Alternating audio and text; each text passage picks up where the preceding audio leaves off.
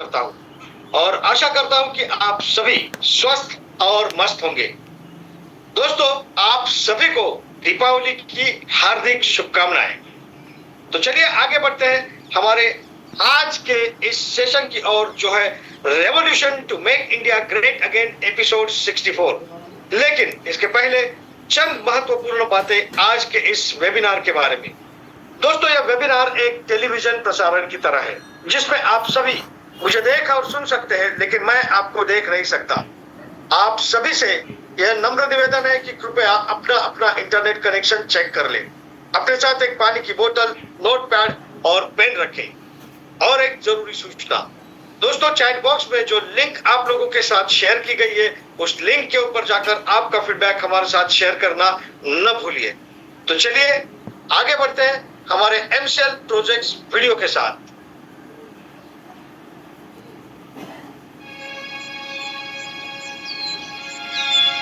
प्रकृति हमारे जीवन का मूल है। जैसे वन्य जीव, पेड़ पौधे, जल, भूमि, वायु, मानव, ये सब पर्यावरण का एक भाग है। वैसे ही मैं भी पर्यावरण का एक हिस्सा हूं। कुदरत के वरदान से बना हुआ एक मानवीय आविष्कार हूं। मैं एम कोल हूं, जो पर्यावरण का समतोल बनाए रखने में मदद करता है। एक कोयला पर्यावरण का समतोल कैसे बना सकता है? कोयला स्वास्थ्य समस्याएं पैदा करता है। कोयला वायु प्रदूषण का कारण बनता है। कोयला प्राकृतिक आवास को नष्ट करता है। फिर कोयला समतोल कैसे बनाएगा? आपके इस सवाल का जवाब मेरे निर्माण के सफर में छुपा हुआ है।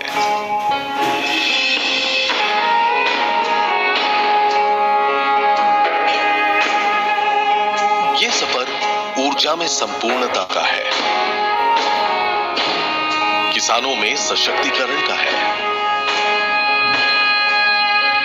गांव में रोजगार निर्मित का है, देश की आर्थिक उन्नति का है। ये सफर पर्यावरण की रक्षा का है। मेरा ये सफर जैविक खेती से शुरू होता है।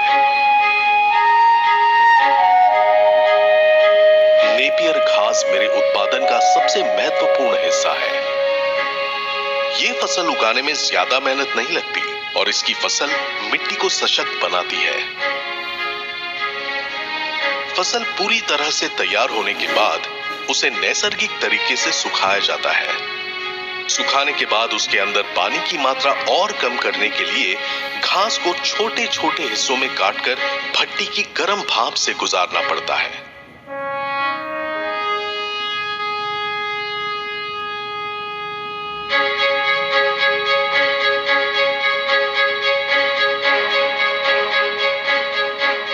भट्टी में किसी भी तरह के ईंधन और लकड़ी का इस्तेमाल नहीं होता।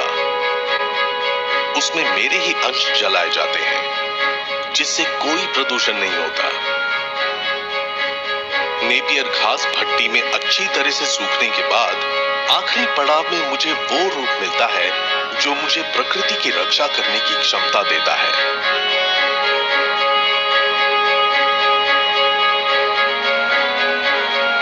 मैं अपने आप पर गर्व महसूस करता हूं कि मैं एक सामान्य कोयला और लकड़ी से बेहतर जलकर कम से कम राख उत्पन्न करता हूं,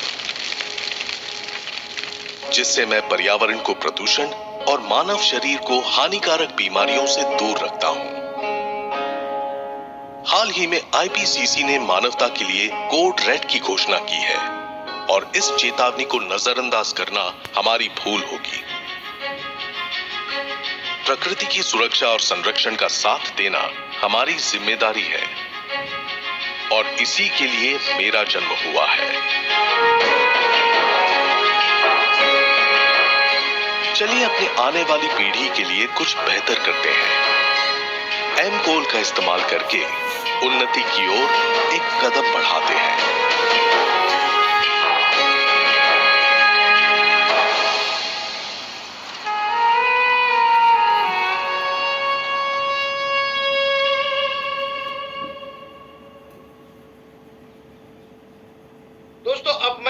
एमसीएल विजन, मिशन और कोर वैल्यूज पढ़ूंगा। आप सभी से यह रिक्वेस्ट है कि आप इसे मेरे साथ दोहराएं, जिसके लिए आप सभी को सामने एक स्क्रीन शेयर की जाएगी। तो चलिए पढ़ते हैं एमसीएल के लिए शपथ। मैं Mangesh Shelar Meera clean fuels limited का सदस्य हूं और अपने पूरे होश हवास में हमारे संगठन के मिशन और विजन को हासिल करने में इसे सफलता दिलाने की शपथ लेता हूं। मैं एमसीएल के प्रत्येक सदस्य के साथ अपने परिवार के सदस्य की तरह व्यवहार करूंगा और एमसीएल में कभी भी किसी भी सदस्य के साथ उसकी जाति, धर्म, नस्ल, लिंग, संप्रदाय, बोली, शैली, मत और सामाजिक, आर्थिक तथा सांस्कृतिक अक्षमता के आधार पर भेदभाव नहीं करूंगा। मैं संगठन के मिशन को हासिल करने के लिए कड़ी मेहनत करूंगा और अपने संगठन को समृद्ध बनाऊंगा। मैं वादा करता हूं कि संगठन की संस्कृति की रक्षा करने के लिए सभी कर्तव्यों एवं जिम्मेदारियों को पूरी अखंडता, योग्यता और समर्पण के साथ पूरा करूंगा। मैं हमेशा एमसीएल के प्रमुख मूल्यों, नीति संहिता और आचार संहिता का पालन करूंगा। एमसीएल के प्रमुख मूल्यों, नीति संहिता और आचार संहिता के खिलाफ किसी भी तरह के गलत आचरण के लिए हर कार्रवाई के लिए तैयार रहूंगा।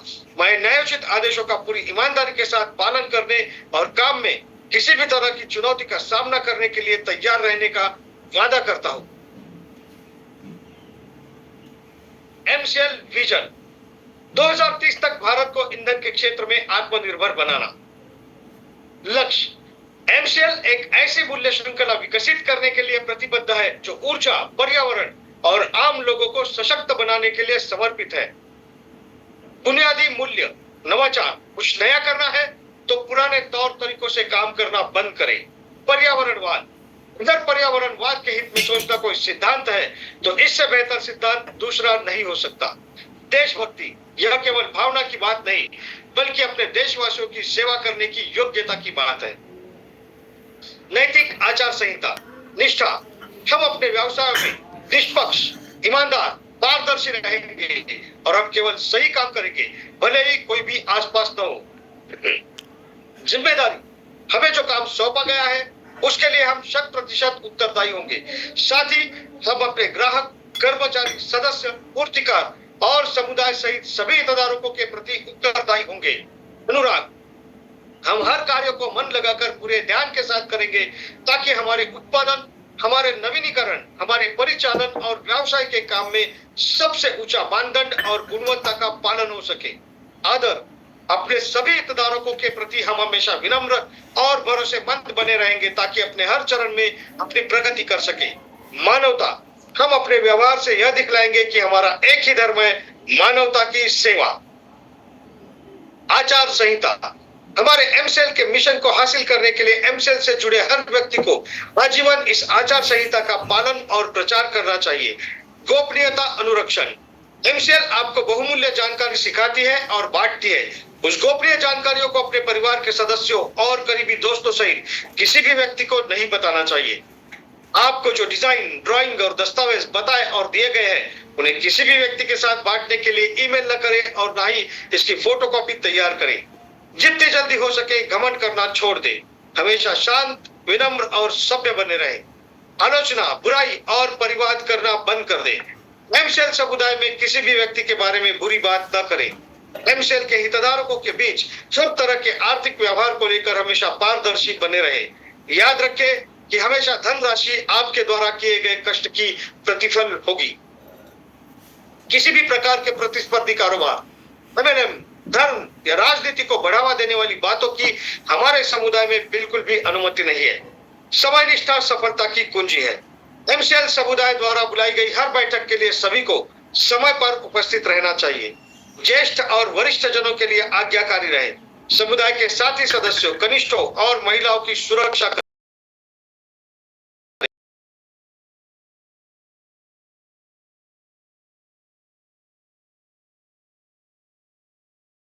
से प्रेरित करें और उन गुणों के बारे में सार्वजनिक रूप से प्रचार करें। समुदाय के साथी सदस्यों पर नजर रखें। यदि आपको कोई सदस्य नियमों का उल्लंघन करता हुआ नजर आता है तो कृपया इसे लिखित रूप से प्रशासन की जानकारी में लाने से न हिचकिचाएं। उल्लंघन करने वालों को सख्ती से दंडित, निलंबित, निष्कासित किया जाएगा। चलिए दोस्तों आगे बढ़ते हैं हमारे आज के सुविचार यानी कि आज के हमारे थॉट ऑफ द डे की ओर। और हमारा आज का सुविचार है, it is during our darkest moments that we must focus to see the light. जी हाँ दोस्तों, जब चारों ओर अंधकार फैला हो तभी हमें हमारा पूरा ध्यान प्रकाश पर ही केंद्रित करना चाहिए।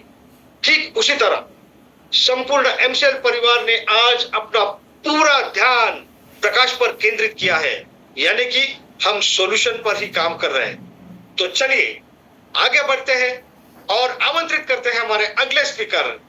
Let's call our executive director of MCL, miss Prachi Dhole. Thank you Mangesh sir. नमस्कार, एमसीएल परिवार में एक बार फिर से मैं आप सबका स्वागत करती हूँ। और चलिए हम बढ़ते हैं आज के वेबिनार सेशन की ओर। हमने जब भी समुद्र की तरफ देखते हैं तो जैसी उसकी खूबसूरती है, उसी के साथ में उसको देख के हम डर जाते हैं, बिकॉज वहां पे रहती है शार्क। आज की अगर और मैं बोलूं कि ये शार्क्स जो है, जो आज की कहानी है वो ऐसे इंसान की है कि जिनको मदर ऑफ शार्क्स बुलाया जाता है। आज की जो कहानी वो है क्रिस्टीना ज़ेनेटो, इनको मदर ऑफ शार्क्स बुलाया जाता है। लेकिन इनके साथ ऐसा क्या हुआ कि जिनको मदर ऑफ शार्क्स हम बुलाते हैं? तो वो इनको बचपन से जो डाइविंग है, समुद्र के अंदर जाने की ऐसी बहुत इनको इच्छा थी और ये हमेशा वो करती थी। 1996 में ऐसा हुआ कि एक बार ये ऐसी डाइविंग करते करते समुद्र के कुछ ऐसे एरिया में गई जहाँ पे उनको नहीं जाना चाहिए था और जहाँ पे बहुत सारी शार्क्स थी। ऐसा हुआ कि वो वहां पे पहुंचने के बाद में समझ लो कि वो वहां घूम गई और एक शार्क उनकी तरफ बहुत जोर से आने लगी। वो बहुत डर गई और एक जगह पे खड़ी रही। आने के बाद में उस शार्क ने उनके चारों तरफ घूमना शुरू कर दिया और बाद में वो एक जगह पे जाके रुक गई। ये जब हुआ तब उन्होंने देखा कि शार्क को कुछ तकलीफ है। जब ये उनके पास में गई और उन्होंने देखा कि शार्क के जो जबड़ा है उसमें एक हुक जो रहती है, जो फिशिंग हुक रहती है, वो अटक गई थी। इन्होंने बिना कुछ सोचे समझे अपना हाथ उस शार्क के जबड़े में डाला और वो हुक निकाली। ऐसा जो मोमेंट था वो ये था कि शायद उनका हाथ चला जाता है, उनकी जान चली जाती थी। लेकिन उससे भी बढ़कर उनको लगा कि जो शार्क तकलीफ में है वो तकलीफ से मैं उसको जुदा करूं, इसलिए उन्होंने वो हुक उससे निकाली। जैसे उन्होंने ऐसा किया तभी 2-3 और शार्क्स उनके तरफ आने लगे। फिर वो डर गए।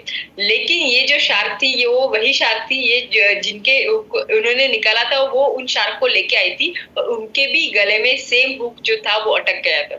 ऐसे करके उन्होंने जितने भी 4-5 शार्क्स थे उनके अंदर का वो हुक निकाला और वो वहां से निकाल दी। लेकिन दूसरे दिन वो सेम वही जगह पे गई तो और कुछ 10-12 शार्क्स नई आई थी जिनके गले में हुक अटका था।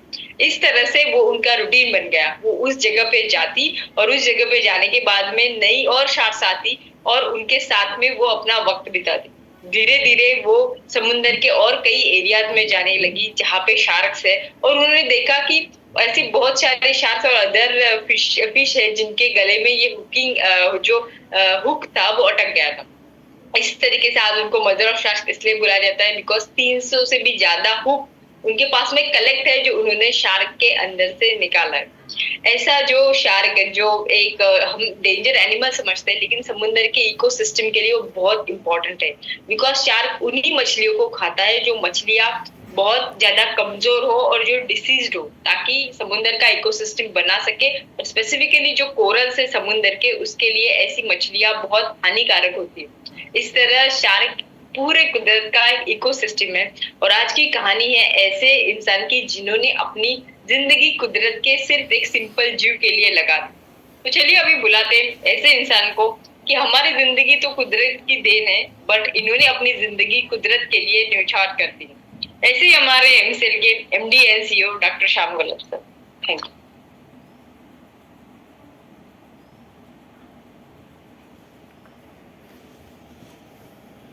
Thank you madam.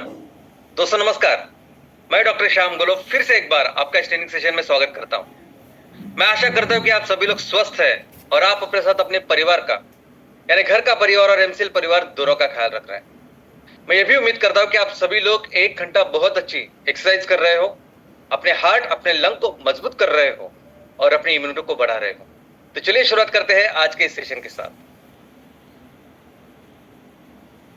दोस्तों शुरुआत एमसीएल फंडिंग स्टेटस के साथ। आज हमारे पूरे परिवार में एमसीएल परिवार में एमसीएल फंडिंग सबसे महत्वपूर्ण विषय बन चुका है और बनना भी चाहिए, क्योंकि फंडिंग फाइनेंस बहुत जरूरी होता है, बेहद जरूरी होता है हमारे बिजनेस की शुरुआत करने के लिए। ये बेहद जरूरी है हमारे सभी एमसीएल के एमकोल एमसीएनजी प्रोजेक्ट पूरे करने के लिए और उसके साथ हमारा विजन और मिशन पूरा करने के लिए। तो फंडिंग बेहद जरूरी है और इसी वजह से हम इस फंडिंग के लिए हम दिन रात कोशिश कर रहे हैं, मेहनत कर रहे हैं और बहुत जल्दी ये फंडिंग लेके आएंगे। लेकिन जैसे जैसे एक एक दिन बढ़ता जा रहा है, आगे जा रहा है, उसकी सबसे ज्यादा तकलीफ एमसीएल मैनेजमेंट को हो रही है, मुझे हो रही है पर्सनली। लेकिन दोस्तों इसी के साथ साथ हो सकता है कि कुछ अफवाहें भी उसकी शुरुआत हो, और उसमें एक अफवाह ऐसी हो सकती है, एक महत्वपूर्ण अफवाह ऐसी हो सकती है कि ये फंडिंग वगैरह कुछ नहीं, ये नहीं आने वाला।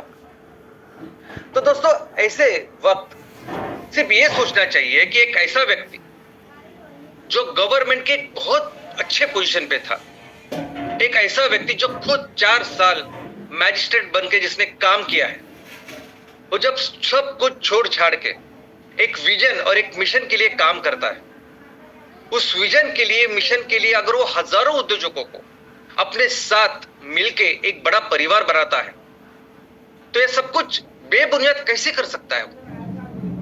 ये सब कुछ करने के पीछे एक बहुत बड़ी बुनियाद है, एक बहुत बड़ा फाउंडेशन है, और वो फाउंडेशन है इस फंडिंग का। दोस्तों पिछले 4 महीने से हर हफ्ते हर शुक्रवार मैं आपको फंडिंग के बारे में इस पब्लिक फोरम के ऊपर मैं आपको अपडेट करता हूं। ये वेबिनार एक पब्लिक फोरम ही है, ये वेबिनार अभी रिकॉर्ड हो रहा है, ये वेबिनार रिकॉर्ड होने के बाद सब जगह फैल जाता है। तो दोस्तों ये पब्लिक फोरम ही है और पूरी जिम्मेदारी के साथ मैं हमेशा आपके सामने रखता हूं कि हम जो फंडिंग कर रहे हैं उसकी पहली किस्त, उसका पहला फेज ही इतना अच्छा है कि उसके साथ हम सभी एमकोल के प्रोजेक्ट, सभी एमसीएनजी के प्रोजेक्ट पूरे करेंगे। उसी के साथ हम हमारे परिवार के जितने भी उद्योजक हैं, हर उद्योजक के लेवल के बिजनेस की शुरुआत करेंगे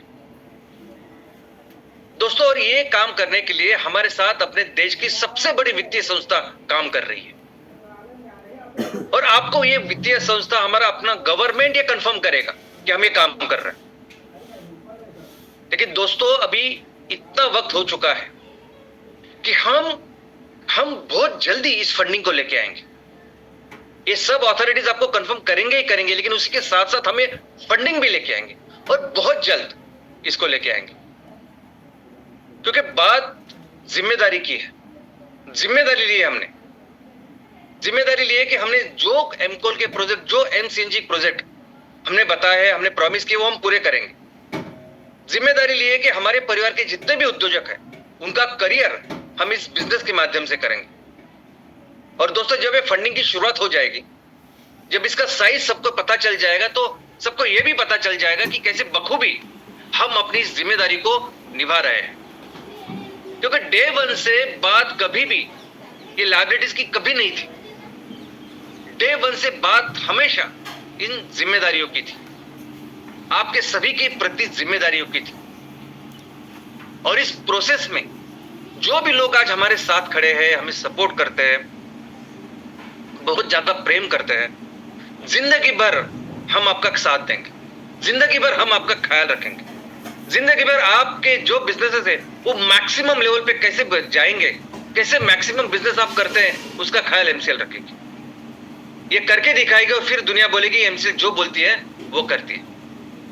और इसलिए आपसे एक ही विनती है कि आप निश्चिंत रहिए, ये फंडिंग लाना, ये सब कुछ काम करने मेरी जिम्मेदारी, और ये जिम्मेदारी मैं निभाऊंगा, और वो भी बहुत जल्द। दोस्तों आप सभी को दिवाली की बहुत बहुत शुभकामनाएं, शुभ दीपावली दोस्तों। लेकिन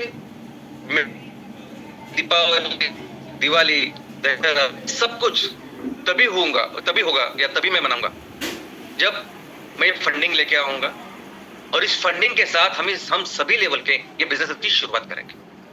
और दोस्तों ये सभी बिजनेसेस हम इस तरह से चलाने हैं, इस लेवल तक लेके जाने हैं कि सिर्फ हमारे उद्योजक ही नहीं, हमारे उद्योजक जिस क्षेत्र में काम कर रहे हैं उस क्षेत्र में हर व्यक्ति जो दिन चाहे जिस दिन चाहे दिवाली मना सकता है, ऐसी आर्थिक और सामाजिक परिस्थिति उसकी बने, ऐसे बिजनेसेस हम करेंगे। दोस्तों, ये दिवाली जो त्योहार है ये दीप का त्योहार है, इसलिए दीपावली हम इसे कहते हैं। इस त्योहार में हम कई सारे दीप जलाते हैं और इस दीप की रोशनी के साथ हम अंधकार को दूर करते हैं। और ये त्योहार हमें यह भी बताता है कि ऐसे ही हमें दीप जलाने चाहिए अच्छाई के, और ये अच्छाई के प्रकाश के साथ हमें बुराई की अंधकार को मिटाना चाहिए। ऐसे ही दीप जलाने चाहिए हमें ज्ञान के, और इस ज्ञान की रोशनी के साथ हमें अज्ञान का जो अंधकार है वो दूर करना चाहिए, मिटाना चाहिए। और ऐसा ही एक दीप जलाना चाहिए हमारे भीतर, एक ऐसा दीप जो हमारे चरित्र, हमारे विचार, हमारी सोच, उसमें जो अंधकार है उसको मिटाए। एक अच्छी सोच के साथ, एक अच्छे विचारों के साथ एक भविष्य का निर्माण करने के लिए हम काम करें, और इसी की शुरुआत इस दिवाली से हो, ऐसी प्रार्थना करता हूं। दोस्तों, अगर बिजनेस के एंगल से देखें तो दिवाली एक ऐसा त्योहार है कि जिसमें मैक्सिमम बिजनेस पूरे हमारे देश में होता है। पूरे देश के लिए ये जो पीरियड होता है ये बहुत पवित्र, बहुत ही शुभ ऐसा होता है। हमारे देश में दिवाली ये त्योहार हिंदुओं का तो प्रमुख त्योहार है ही, हमारे देश का भी सबसे इंपॉर्टेंट, सबसे प्रमुख त्योहार है ही, लेकिन हिंदुओं के साथ जैन धर्मी भी इसे मनाते हैं, इसे बौद्ध धर्मी भी मनाते हैं, सिख धर्मी भी मनाते हैं। हिंदू धर्म के अनुसार ये वो टाइम है, ये वो त्योहार है जब प्रभु श्री राम रावण को मार के अयोध्या आए थे, तब उनका स्वागत कई सारे दीप जला के हुआ था, वो थी दीपावली। ये वही समय था जब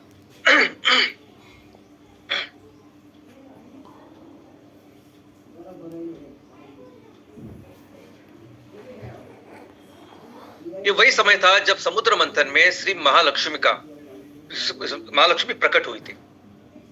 जैन धर्म के अनुसार भगवान महावीर, उनको निर्वाण जो प्राप्त हुआ वो इसी समय में हुआ। बौद्ध धर्म के अनुसार सम्राट अशोक ने बौद्ध धर्म को जब अपनाया तब ये समय था, और उनका सेलिब्रेशन उन्होंने कई सारे दिए जला कर किया। सिख धर्म के अनुसार ये वो समय था जब गुरु गोविंद सिंह आजाद हुए, और उनका भी सेलिब्रेशन दीप जला के हुआ। तो ऐसे कई सारे कारण है कि जिसकी वजह से सभी धर्मों के लिए ये जो दिवाली का त्योहार है ना, ये बहुत इंपॉर्टेंट, बहुत शुभ, बहुत अच्छा ऐसा त्योहार है, ऐसा टाइम है। इसीलिए हमारे पूरे देश में जो भी अच्छा काम करना होता है, जो भी खरीदारी करनी होती है, वो इस दिवाली में की जाती है। दिवाली बिजनेस के एंगल से देखें तो एक ऐसा पीरियड है कि जिसमें हर व्यक्ति, हर बिजनेसमैन ऐसा चाहता है कि ज्यादा से ज्यादा बिजनेस हो करे, यानी स्ट्रीट वेंडर से लेके दुकानदार, छोटे मोटे दुकानदार, मॉल, ऑनलाइन, सब कुछ इस पे बहुत ज्यादा बिजनेस करने की कोशिश करते हैं। आप देखेंगे कि ज्यादा से ज्यादा ऑफर भी आपको इस पर में मिलेगी, क्योंकि ये वो समय होता है कि लोग अगर उनको कहीं नया घर खरीदना होता है तो इस समय में खरीदते हैं, अगर उनको पहली गाड़ी 2 व्हीलर 4 व्हीलर खरीदनी हो तो इस समय में खरीदते हैं। इनफैक्ट कुछ चीजें तो ऐसी होती है कि जो इस त्योहार में कंपल्सरी मानी जाती है। नए कपड़े खरीदने ही खरीदने हैं, घर को अच्छा सा सुथरा करना ही करना है, घर में जो खाने की जो स्पेशल चीजें होते हैं वो करनी ही करनी है, दिवाली का जो डेकोरेशन है वो करना ही करना है। यानी बहुत सारी चीजें इतनी कंपल्शन में होती है कि बहुत बड़े बिजनेस का निर्माण इस पूरे बिजनेस में, इस पूरे दिवाली में होता है। लेकिन कहानी वही कि इस पूरे पीरियड में बिजनेस कौन कर रहा है? ये सबसे ज्यादा बिजनेस करने वाला जो पीरियड है उसमें कौन बिजनेस करता है, कौन पैसा कमाता है? तो अगर वो स्ट्रीट में यानी रास्ते पे खड़ा रहेगा, अगर कोई विक्रेता है, अगर आज वो दिए भी बेच रहा है तो दिए आज चीन से आ रहे हैं। ये दिवाली में जो कंदील है जो हर जगह बेचे जाते हैं वो चीन से आ रहा है।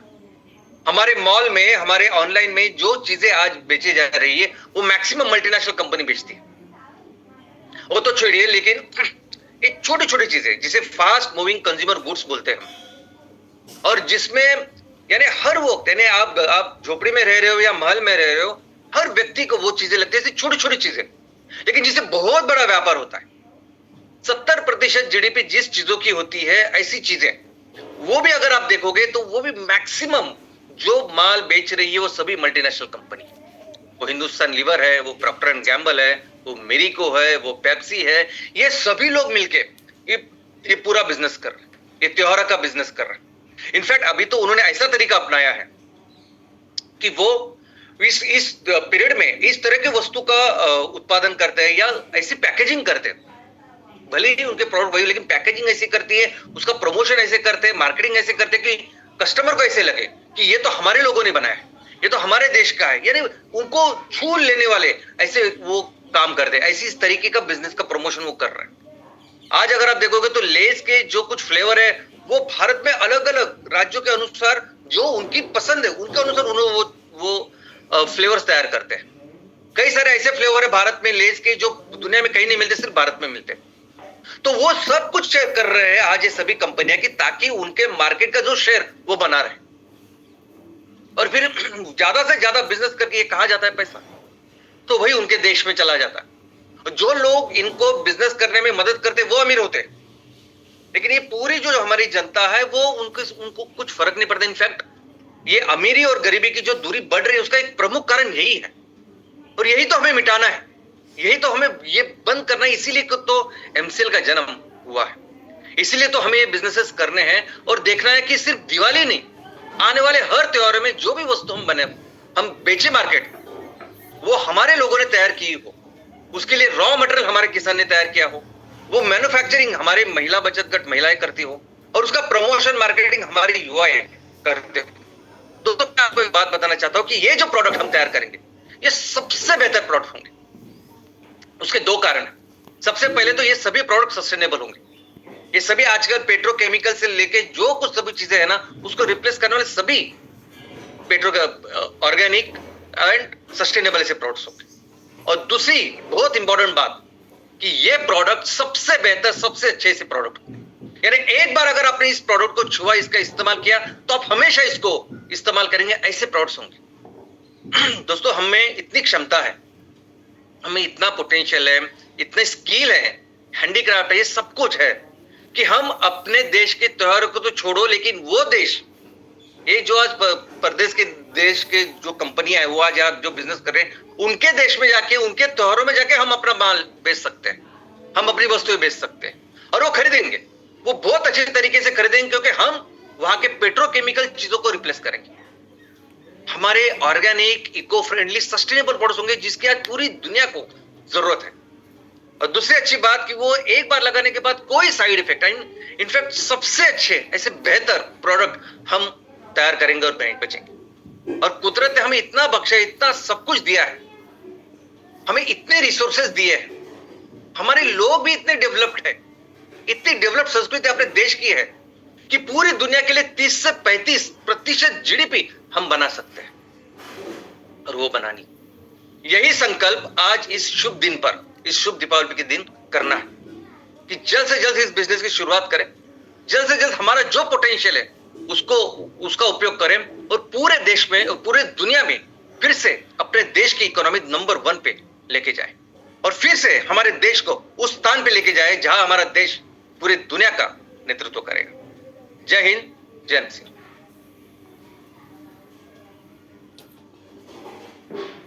दिवाली दीपों का उत्सव है।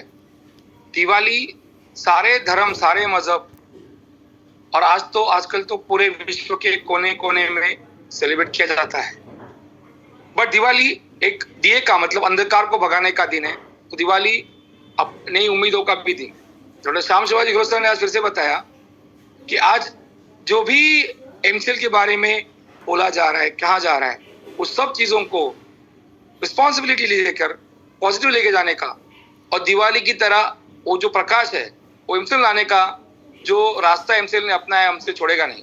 सो गुड मॉर्निंग एमसीएल ने परिवार, आप सबको दिवाली की शुभकामनाएं, और दिवाली में एक सच्चे विश्वास के साथ, एक आशा के साथ और बहुत बड़ी उम्मीद और एम के साथ हम डॉक्टर श्याम शिवाजी घोष सर के नेतृत्व में एमसीएल ने जो कहा है वो करके दिखाएंगे, और बार बार एमसीएल की कहना है इंडिया ग्रेट अगेन, और वो हम सब मिलके बनाएंगे, और वही होगी इस दिवाली की सही मायने में शुभकामनाएं। जय हिंद, जय MCL. Thank you very much doctor लवेश sir. दोस्तों मैं आप सभी को फिर एक बार याद दिलाना चाहता हूं कि आपके चैट बॉक्स में जो लिंक आप लोगों के साथ शेयर की गई है, उस लिंक के ऊपर जाकर आपका फीडबैक हमारे साथ जरूर शेयर कीजिएगा। चलिए आगे बढ़ते हैं और शुक्रिया अदा करते हैं प्राची मैडम एंड साथ ही साथ हमारे MD and CEO doctor Shyam Golab sir. जी हाँ दोस्तों, साथ ही मैं आप सभी नेशनल सस्टेनेबल कंसल्टेंट्स, हमारे सारे एमएसएस, सारे एमबीपी चैनल पार्टनर्स और जी हाँ दोस्तों हमारे परिवार के सदस्य यानी कि हमारे सभी स्टेक होल्डर्स, इन सभी का मैं तहे दिल से शुक्रिया अदा करता हूं। और साथ ही साथ मैं फिर एक बार आप सभी को ये दीपावली की फिर से हार्दिक शुभकामनाएं देता हूं। और इसी के साथ आज का ये सेशन, आज का ये वेबिनार यहीं पर समाप्त हुआ ऐसे मैं घोषित करता हूं। धन्यवाद।